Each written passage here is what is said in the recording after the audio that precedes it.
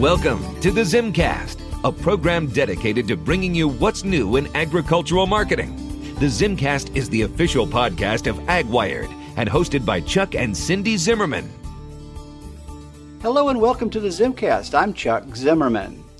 In this episode, the tables have been turned. We thought it would be fun for Laura McNamara, one of our very early freelancers, to interview Cindy and me about the how, what, and why we created ZimmComm and all its elements. We've had people ask about this over the years, but as you will hear from the start, it has continued to develop and pivot when needed. So listen in. Let us know. What do you think? I'm Laura McNamara reporting from Missouri and connecting with Chuck and Cindy Zimmerman of ZimmComm. We thought it would be fun to do a little walk back in time and just explore the beginnings, just the seedlings of how ZimmComm came to be. So thank you for being with me today, Chuck and Cindy. We were kind of pre-talking ahead of time and realizing this story even starts a little bit before ZimmComm, and we were connected because of a mutual colleague. I was working at Missouri Net, the political side of a radio network out of Jefferson City, and you, Chuck, and both you and Cindy had been working on the agricultural side of that same radio network called Brownfield. That is correct. And even further back than that, getting into agriculture to begin with goes back to Gary Cooper, who was just with us over this past week. He was the one who got us into agriculture. I was a senior at the University of Florida majoring in broadcasting and hadn't done an internship. And Florida Farm Bureau wanted me to do an internship. And I was like, okay.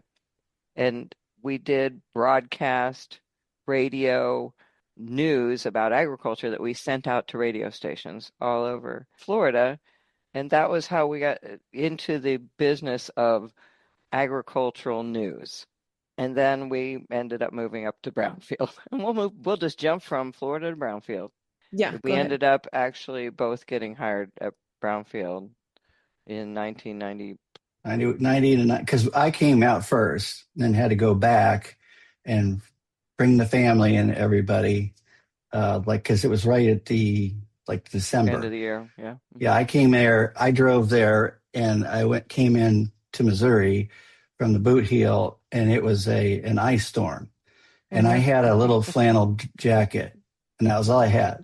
At any rate, we both got hired as a married couple. Right. We both got hired together to work for the Brownfield Network, and so continuing our being involved in agricultural news, and it was not something we went to college for. It was not something that, like, we wanted to be farm broadcasters when we grew up. We never intended to do that. I didn't realize you had come together as a married couple to Brownfield. So we knew Derry Brownfield and Clyde Lear before. We were at a conference with Clyde, and we sat down with him and talked about it. And basically we were saying, it was like, you have to hire both. You can't hire just one of us. He really wanted just another farm broadcaster. And he's decided that he needed a manager. So I was the manager. And so that's how we got there. And I consider Clyde and Derry being two of a handful of mentors of mine from a business standpoint in my whole life, essentially. So how long were you working at Brownfield before then stepping out to do your own venture? Just about 10 years. I worked about 5 years and then quit and was freelancing. I actually freelanced for our former radio network in Florida. We kept the ties going, and we always went to the National Association of Farm Broadcasting annual meeting in Kansas City. We somehow we couldn't get out of it. Yeah. Once we got into it, we couldn't get out of it, because when we decided we wanted to start our own company again after Brownfield, we decided, well, we're going to just have to start our own company, because I already had a couple of freelance gigs, and we thought we'd have like a local PR agency or something there in Jefferson City when we were in Missouri, because we had local contact. And so we thought we'd just get out of ag, and that didn't work. Well, and to your point, I actually stumbled into ag too through both of you. And to the person who didn't grow up in an agricultural family, with farms and it seems like ag is like niche and not part of everyday life for most people. But then once you get into the journalism side of it, you realize, oh my gosh, ag is actually running the world and it's involved in everything in every industry. So I think that's kind of maybe why it's hard to get out of it. You realize it's just so integral to everything. You can't really get away from it. That's very true. And also, we really got, started working for Florida Farm Bureau initially. Farm Bureau started their own network. Mailing out cassette. We actually did. Cassettes. It started out actually mailing out reel-to-reel tapes Real originally. tapes first, yeah. USDA Yeah. used to do that too. Something that we do now easily through the internet. We used to have to do it very physically by putting a tape in an envelope and sending it to the radio station and having them put it on the air so that other people could hear it. And the reels It's you so had cool. to cut with a razor blade and a piece of tape, and that's how you cut out the ums and the ahs and all that good stuff. Yeah, we didn't cut out too many ums and ahs in those days, Yeah, you had to because be really well trained to make sure you didn't have that many to cut out because it was so much more work That's back for sure. Oh my that's gosh. right. It's so easy now, and it's amazing to look back, and I don't think we're that old, but to see how much we've gone through in such a short period of time. It is fascinating. It's been a warp speed of technological advancement. Well, when we started that first network in Florida with Gary Cooper, we were, along with Illinois Farm Bureau, we were the first farm radio entities to send out our programs to radio stations by satellite. Right. We used ABC initially to distribute our farm reports, and we were the first.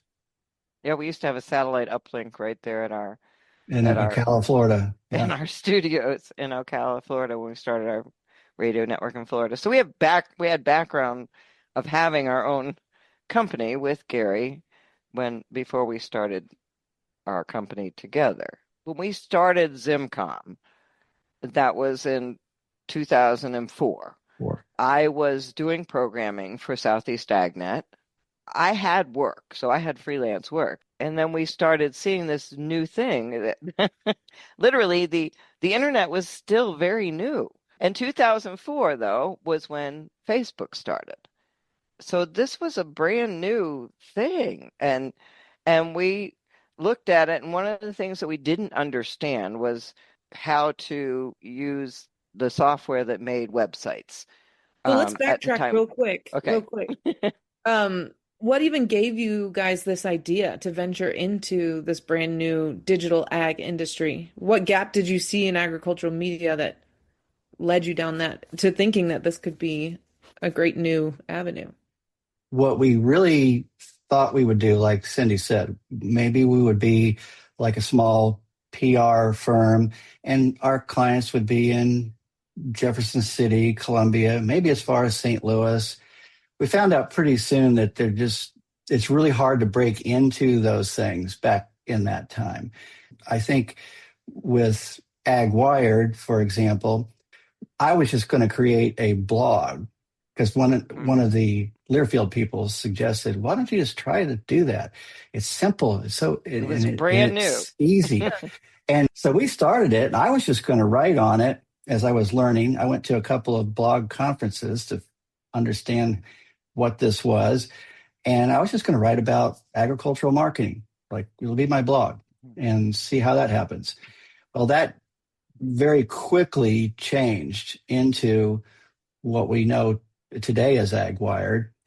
We use WordPress. I went to one of those conferences. It was the guy who started WordPress. We had a chat, and it was all of a sudden, there we go.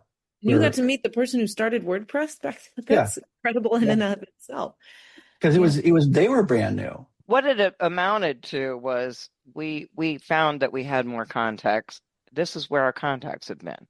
We'd been in this relatively small and close-knit industry of agricultural communicators with the National Agri-Marketing Association and the National Association of Farm Broadcasting. That's where our contacts were. So one of our first clients first was the St. Louis Agribusiness Club, that we did a report for them. That was actually the first money I think we made. It was. Right? Yeah. Yes. We did a report for them based on the census of agriculture and the impact of agriculture and agribusiness on the St. Louis area. Took us months. Yeah, it took us a long time. And that was the first real money we made. So that was kind of more agency work. But what we really saw lacking as farm broadcasters was when somebody would send out a press release, and as farm broadcasters, we wanted to do an interview with them. We call up the contact and, okay, we want to do an interview because we need a sound bite, or at least, or something to put on the air. And we call them up and there's, well, I'm sorry, that person just left the country for a month. For some reason, you can't get in touch with them. So we said, it would be nice if we had a service where you could send out the audio with the news release so that the broadcaster didn't have to call anybody and they had your audio and you had the same message. Plus, we had a lot of, in Missouri, you had several of the ag organizations like the Missouri Beef Council and Missouri Corn Growers they paid radio stations to do a report on what they were doing.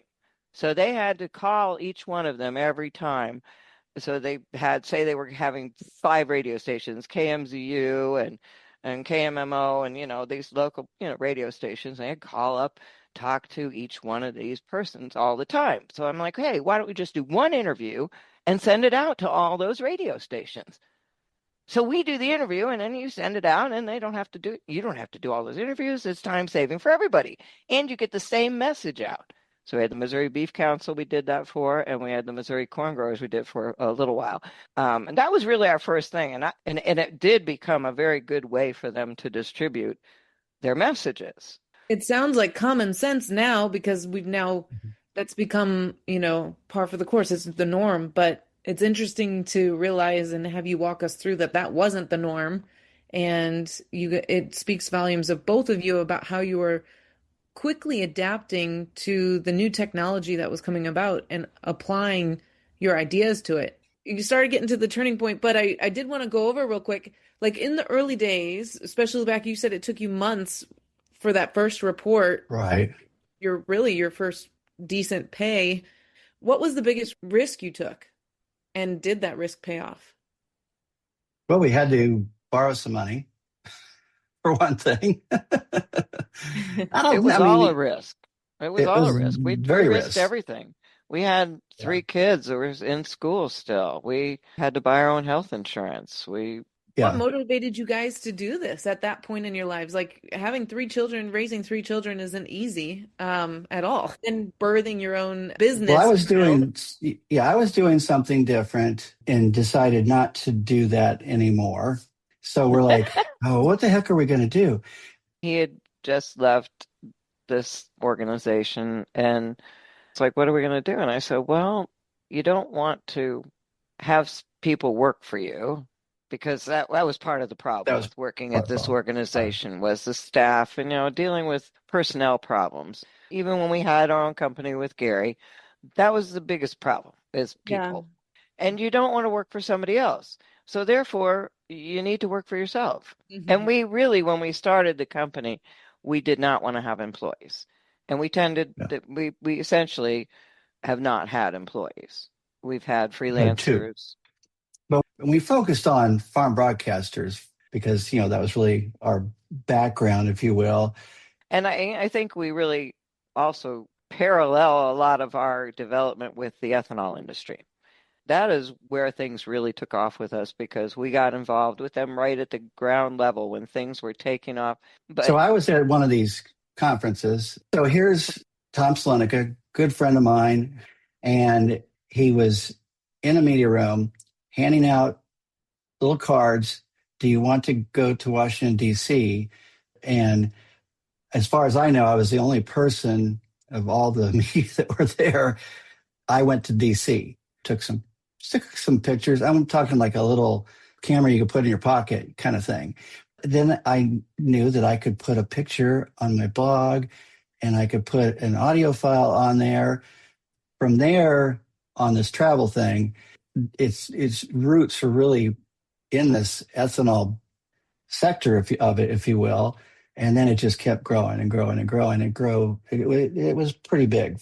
Yeah, and that's kind And of when the ball got rolling so quickly that you said you didn't want to have employees, but then you had to pull me in as a freelancer in Yep. 2007. That was just 3 years after you guys Started the imagined company. the thing. Yeah. Yeah, yeah, which is pretty incredible.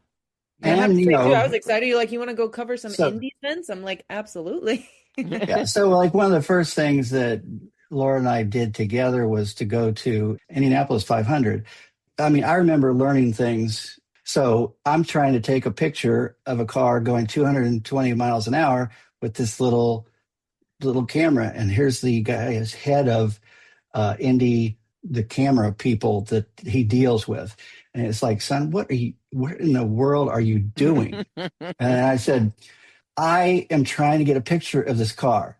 Every time I push the button, I get a blank wall. There's nothing there. And he said, well, you need to get yourself some better gear. And Laura wound up working with me to do this. And you But it mentioned was. the director.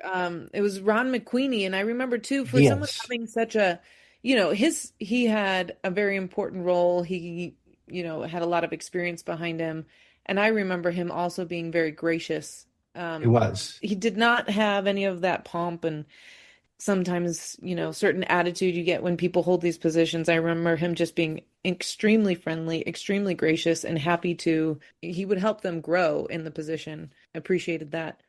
the photography aspect of our business was accidental. Pretty much Yeah. everything has been accidental. I mean, Isn't that the I mean, story of a business owner? the gold mic, just Yeah. accidental.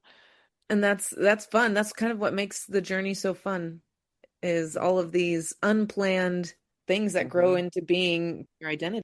What we started doing was being applied as it grew to things like Commodity Classic or a field trial out in the middle of a cornfield. And I could take pictures, I could record them as they're talking, I could interview farmers or them, and we could start putting that into, posts on Ag Wired, but we also started putting them into all of it into one post on Ag Newswire, and that's where we coined virtual Ag Newsroom. Yeah. We were then going to have these media people that on our list. It's available for them. We wanted it to be open source because they're paying us to go to this conference or show or whatever it is, and it was enough for us, and so we wanted it to be free for them. They could download the picture, they could download the audio file or files, and they could then cut out sound bites. They could put it into their shows. They could transcribe it. They could do whatever they want with it, essentially. And that's really, the evolution of it. And I think one year, I think we went about 70 different places in 1 year. And that's a lot of travel. And Laura got to go to other countries Yes, that you sent me I to did not. Germany and Honduras. I was thrilled. I had a lot of fun and learned so much. It was really eye-opening to see how, again, just the more you learn about ag, how much it's involved in your daily, and even the global, what's going on across the world affects you, and it affects you much more than you realize. So, what is your favorite country? What's the most standout country? Italy, for me. Personally, it's Rome, but I mean, we went on a lot of trips with IFAJ, the International Federation of Agricultural Journalists. So we went to Switzerland and Japan and Australia and New Zealand with definitely a bucket list. Yeah. It's someplace we never thought we'd be able to go. So as we're retiring now, most of the people of our age are traveling now because they didn't get to travel. We're like, we're done. We've been pretty Good. much everywhere we wanted to go. There's places in the United States I'd like to go that I haven't been to, like the Grand Canyon. But one of the things I wanted to say about was our how we also developed along with social media, that we literally rode the Right. wave of social media, that we started with Facebook, but also, we as soon as we could get on Facebook, we were on Facebook. But also, Right. as soon as we could get on Twitter, we were on Twitter. Our handles are still agroblogger and farm podcaster. So podcasting was something we didn't mention, and we were like the very first podcasters. We've been podcasting since 2007. Yeah, that's And kind of going back to this too. How do you feel the agricultural community responded to all of this digital news at the beginning? Oh, we had people. I'll give you an example. I got a call from a farmer in Canada. He's on his combine, and he said, "Chuck, I just want to tell you how much I enjoy listening to my podcast, which I call the ZimmCast." And it was something he could listen to because in especially parts of Canada, there just isn't even farm radio. I mean, there's just no radio. And at the time, we didn't have the ability with, Wi-Fi and out in the middle of nowhere. my answer to that question would be initially, we got a lot of pushback in the industry. Well, true. NAFB, everybody. We had pushback from a lot of places because they didn't know how to treat us. Are we media or aren't we? That was really the hard thing. We had a hard time getting into Commodity Classic, for example. Well, and the big guns, these are big corporations usually by this Mhm. point, and you guys were a two-man mom and pop broadcasting shop, if you want to, so to speak. So they probably wanted to see, can we take them seriously, or why should they get the same credentials or access Right. that we do? Yeah. I remember going to with Bayer over in Germany twice, where they had a media event, and my name badge said influencer. It didn't say media. I think I was one of just a couple, but I was influencer. One of the first I'm like, influencers too. Yeah, One of they the did first that. okay. podcasters, Yep. first influencers. This is pretty incredible.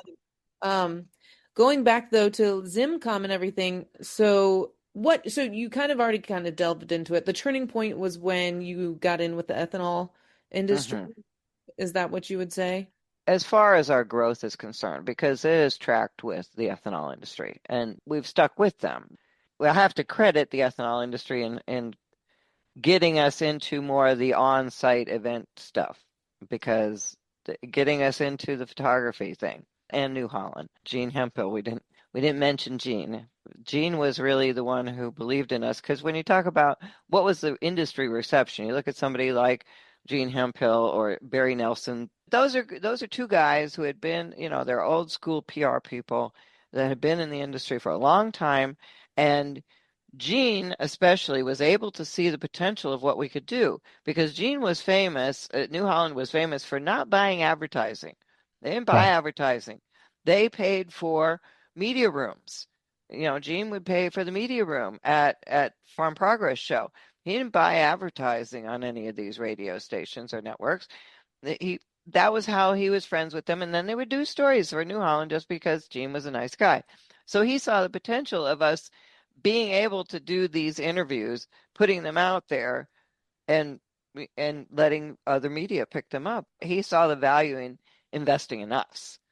That's be kind able of to an do. edge that you guys had on the traditional ag publications. I would say both that end of it, and then also that story that Chuck brought up about the guy in the combine who couldn't get the radio stories, but he was Right. able to listen to the podcast. So you had a unique kind of edge. It's really cool. And how do you think you built trust with your audience early on? Well, for one thing, because of the travel that we've done, whether it's classic or some others, you're spending time with, say the board of directors, for corn Yeah. growers or whatever. You get to Right. know these people, and they become friends, and Bill and Northey is a really good yeah, Bill Northey is an yeah, excellent example. Unfortunately, he's no longer with us, right, which just breaks my heart. But he's a wonderful guy. He was president of the National Corn Growers Association, and then he was Iowa Department of Agriculture director, and then he was in the first Trump administration, actually. He subscribed to our podcast, the ZimmComm Golden Mike podcast. So he heard every interview that we did, and he listened to it, and he commented on it every day, and he'd tell people about it. That's trust. So what Chuck said is really what it is. We knew these people. We were out there. We had met them. We'd interviewed them all. So they knew who we were. It makes a huge difference still to this day, especially with all the noise of, online, we've got so many voices coming at us. I would say that not only who you know, but who knows you is even more relevant today because that's what cuts through all the noise. You're going to listen to someone when you have more of that intimate relationship with them. Regardless of anything else that we might get into here, I just want to add the fact that what AI is doing and what its potential of doing, it's a human voice. It sounds good. It finds the information by itself and it makes it as a podcast. What is that? What does that do?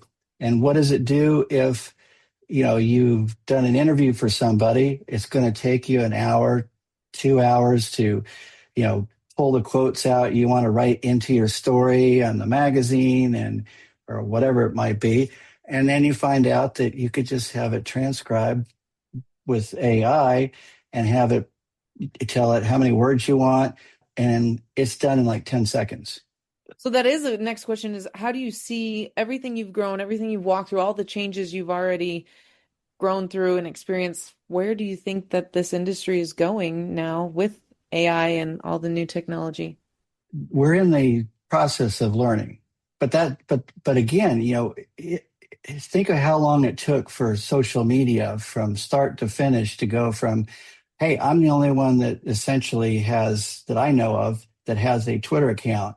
This AI thing it's going fast, and I don't see that changing. I'm not sure what the end game is on this. When you look at the fact that it can do a story in 10 seconds and the fact that it can do so much now as far as writing and research, anything that requires a computer, AI is going to be able to do faster than a human. So I think we're retiring at a good time.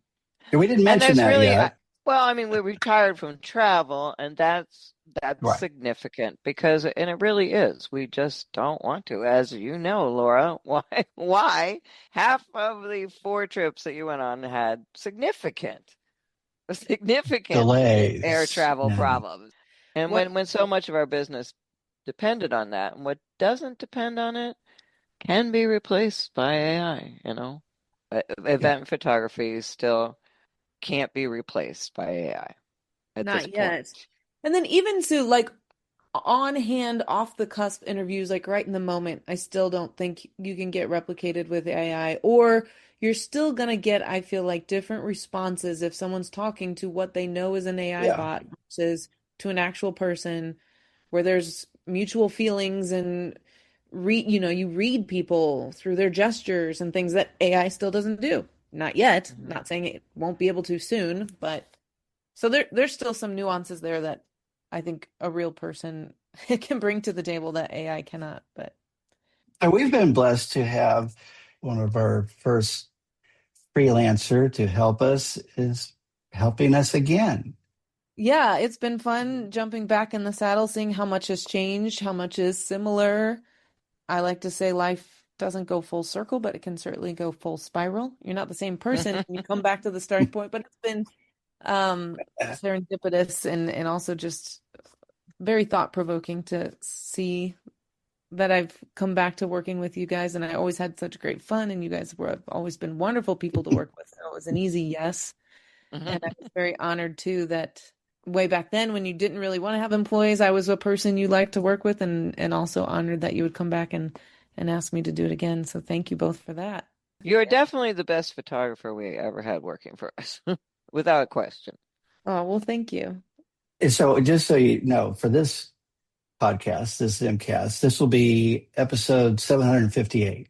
We don't know how many. The ethanol report has also been going since 2008. It's the only ethanol specific podcast there is. And I wanted to delve into that real quick because at one point I remember you had several different even websites. Oh yeah. Yes. Do you remember what were the Hmm. most websites and podcasts you had at one time? And then now too, I've seen that you've kind of funneled it back down into a couple of main Well, channels. on the ethanol side, we started with a domain named domesticfuel.com. That you can go there, but it's going to take you to what is energy.agwire.com. But there were others like World Dairy Diary, we called it, for World Dairy Expo. Hmm. There was Vision. Pioneer Hybrid, and their forage products. That was a Uh, podcast we farm. did. Yeah. Yeah, I mean, we started them with How a many? number That's of hard them. to say. Yeah, Coke Agronomics. We had a It Precision was, Pays one. Precision yes, pays, yeah. So I mean, our basic, we managed to put everything on the ag wired umbrella, yeah. probably 10 years ago, because they had so many different names. Precision Pays had been a John Deere website, and we had a website for John Deere for Drive Oh, the Green, dry green tractor. and Well, Sure. World Dairy they got, Diary wow. became Animal Ag Wired. They just exist. The website's still there, Okay. but. Yeah. So we're down to just Ag Wired, Energy Ag Wired, and Ag Newswire. Those are the main websites, and we have the ZimmCast and the Ethanol Report, and we do the Water for Food ZimmComm podcast. Golden. And The then you also ZimmComm, developed Oh my. these virtual newsrooms. Because that didn't exist when I was working with you back in 2007, 2008. What point did you kind of develop that concept of the virtual newsroom? right about then, right after that. I Oh think we yeah, because started it was at the time it was National Biodiesel Board. our first clients were the National Biodiesel Board and the peanut growers, the Right. Southern Peanut Growers Conference. So both of those turned into blogs where we were posting all of the stories from there, and not really posting just here's the content. We just would do blog posts, do story posts, but that had the audio and had a link to the photo album on it. And then we started putting everything into one spot. And And Ag Newswire. that started more when we were covering Commodity Classic and Farm Progress Show, Farm Machinery Show, and when we started having multiple clients sponsoring that coverage too. What was the hardest part of turning the platform into a sustainable business? Getting people to Hmm. pay for what we do. Because really, the press release kind of distribution thing that was easy to quantify, I guess. It's like, here's what we're doing, it goes out to this many people. What we did on the websites, that was harder to quantify. It was harder to. Barry Nelson backed us, for example, and Barry would introduce us to people, and he'd say, there was ZimmComm, and they do whatever it is they do. He didn't really know what we did, but he liked it. That was what a lot of people didn't really know it was hard to really define what we did. So I think that was the hardest thing, was to get people to understand what we did, and they still don't know why. And I will say, from the news release standpoint for Ag Newswire, it was a slow growth of that part of what we did.